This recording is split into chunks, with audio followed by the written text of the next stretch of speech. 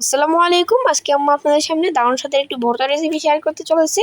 এটি হলো চাপা শুটকির ভর্তা। এটি খেতে কিন্তু দারুণ স্বাদ। আপনারা সম্পূর্ণ ভিডিওটি দেখতে থাকুন, আশা করছি ভালো লাগবে।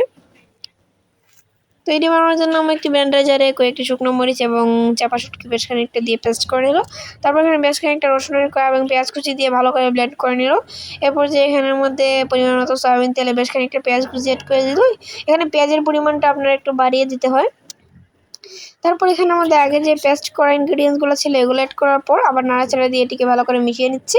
এরপর যে আমরা এখানের মধ্যে পরিমাণ মতো লবণ, তারপর সামান্য হলুদের গুঁড়া, তারপর পরিমাণ মতো মরিচের গুঁড়া দিয়ে আবার ভালো করে কষিয়ে নিচ্ছে।